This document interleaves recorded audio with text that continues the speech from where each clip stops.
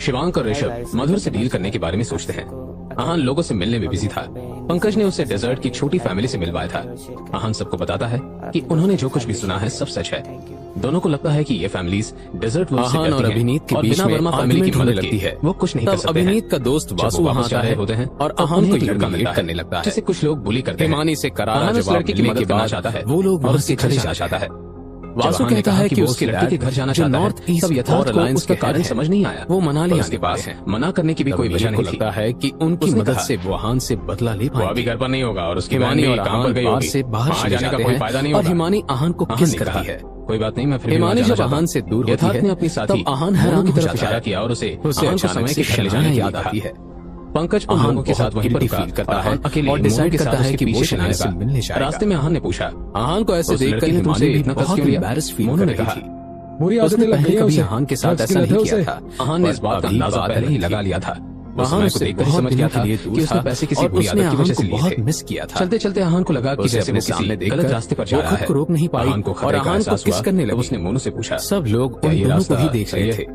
ये देखकर हिमानी का चेहरा मोनू ने स्माइल किया और आहान की तरफ देखते हुए उसने कहा अपने पास से एक चाकू निकाला। ये देखकर आहान ने कहा, आहान जो अब तक थोड़े शौक में था, आहान उसे पैसे देने के लिए और वहां से जाने के लिए ऐसे हरकत कर रहे थे जैसे ही उन्होंने अपने कदम बढ़ाए थी। उनके सामने अभिनीत कुछ गुंडों के साथ खड़ा था। तुम इतने पैसे वाले हो, उन दोनों को एक अनजान लड़के के लिए 35,000 देने के लिए तैयार हो, तो फिर थोड़े और पैसे क्यों नहीं देते? वैसे भी कोई भी अमाउंट तुम्हारे लिए छोटा ही तो है। आहान आगे आया और उसने कहा लगा। वो जान गया था कि ये लोग बहुत लालची थे।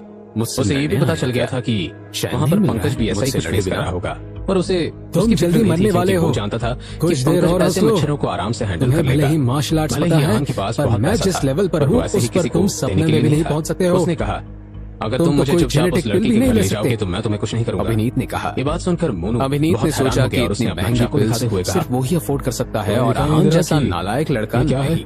अगर लग गया ना, अभिनीत की बातें सुनकर आहान को हंसी आ गई। आहान ने कहा, उसके पोस्चर से ही वो बता सकता था कि उसकी एक मूव से ही वो गिव अप कर देगा। मोनू को बहुत वो ये भी जानता था कि उसने कोई पिल लेकर अपनी स्ट्रेंथ बढ़ाई होगी जो ज्यादा देर तक उसका साथ नहीं। इतना कहने के साथ ही मोनू आहान पर चाकू मारने लगा। तुम कैसी बातें कर रहे हो? और उसकी कलाई मेरे पास इतने पैसे कहाँ हैं जो मैं ऐसी कोई पिल ले सकूं? और वो जोर से चिल्लाने लगा। मेरे पास पैसे नहीं है, पर मेरी फ्रेंड के पास तो है ना पैसे।